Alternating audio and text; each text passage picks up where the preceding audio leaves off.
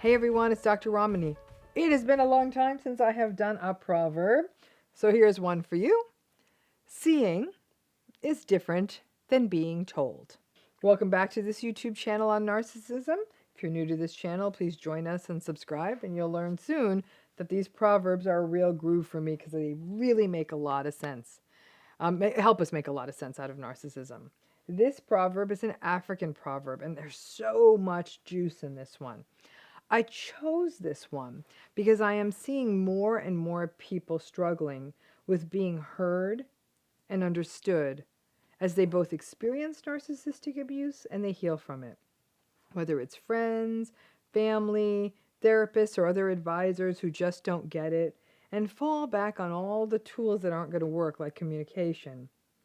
It's a real problem because it feels like there's a world of people out there, one world of people who get it and another world of people who don't. And when those two worlds come together, it is definitely not good for the people who are going through narcissistic abuse. A primary stumbling point for people who are experiencing narcissistic abuse is self-blame and feeling responsible, confused, and full of self-doubt.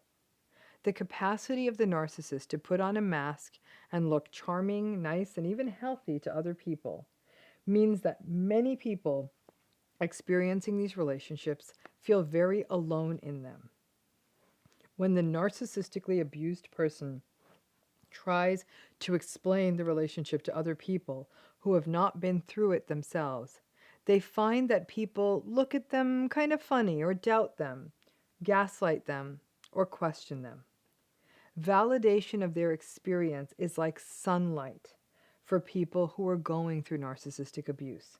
So when the experience of a survivor is instead met with incredulousness or, what's going on? I don't get what's happening to you. It can leave survivors in a really desolate space. This is actually a bummer because the best thing that can happen is when we're actually able to stop people from getting into narcissistic relationships in the first place. For example, as adults, friendships, workplace, and obviously intimate relationships. But if people need to see it first and in essence experience the relationship and can't get it from just being told, then that sucks because they have to experience the psychological fallout. I have talked to a few very nice people who went through narcissistic abuse and encountered some very unempathic friends. And when those unempathic people finally got harmed by a narcissist themselves, there was a slight schadenfreude moment from the survivors who said, well, now at least they get it. Because narcissistic abuse is not well understood within the field of mental health, many people are not able to get the support that they need in spaces such as therapy.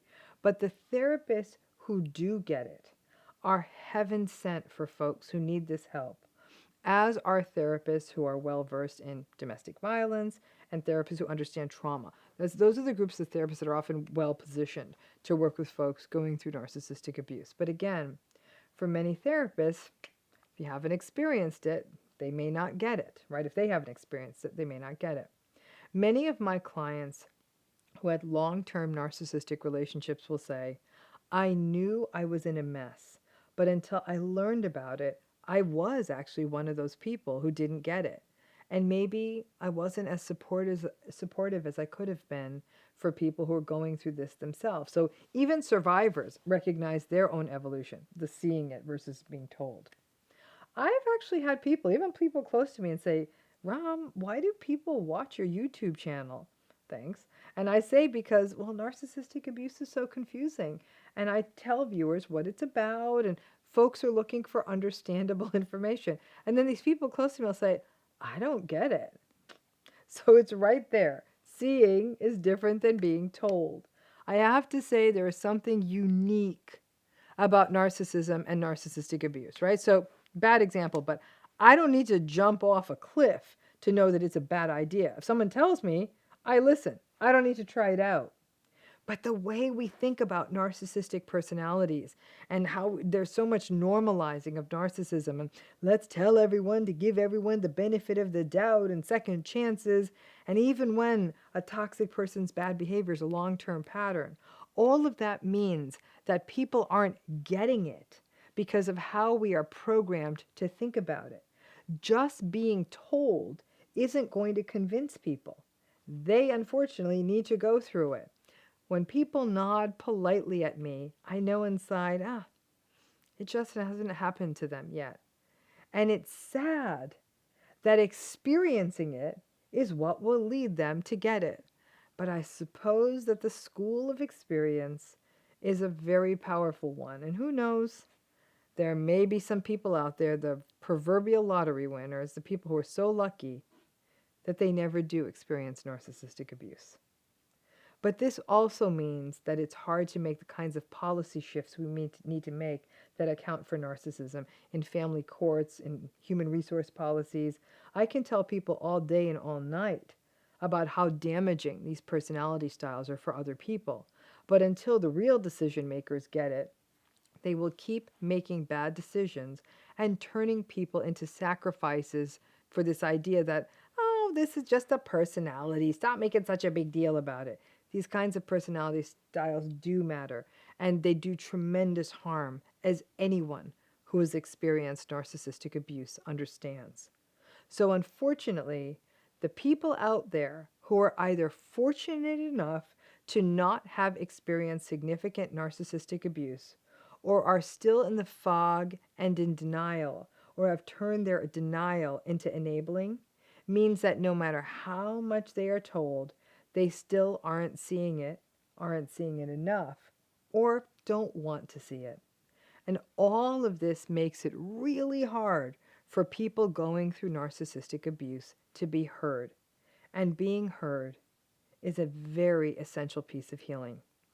What does that mean for you? Stop waiting for other people to validate your pain. You know that narcissistic abuse is bad news, and it's taking a toll on you. It's a funny thing. If you broke out, I don't know, in a terrible rash tomorrow, or all of your hair or something fell out, you would believe something's wrong. Even if everyone around you said, I don't see anything, you see it, it's very clear, you wouldn't doubt it. It's the same thing here. You have observed these patterns, they're not okay, and they're taking a toll on you because you're experiencing the fallout of narcissistic abuse every day. You can see it. The people out there who don't get it because they haven't seen it, don't let them be judge and jury. Don't let them be the ones who get to say whether or not your pain is valid. It's your pain, it's valid. Some people never see it, even if they experience it repeatedly. Denial is a powerful thing, and illusion can be a warm blanket when you're experiencing pain and fear. So yeah, I do hope that some people who wander into this channel to learn about narcissism and say, yikes, that's my life, that's what's happening to me, or that's the experience that someone close to me is having. I need to be there for them.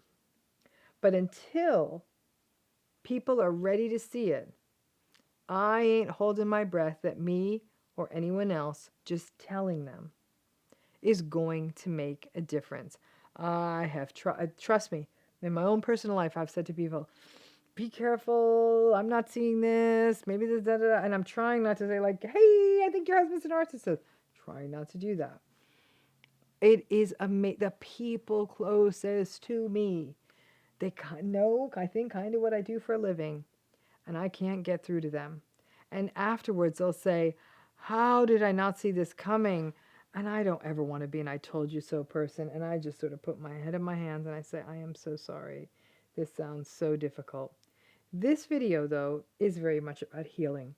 And I know those of you who are going through this experience, you are like, I just want more and more on healing. You want more on healing?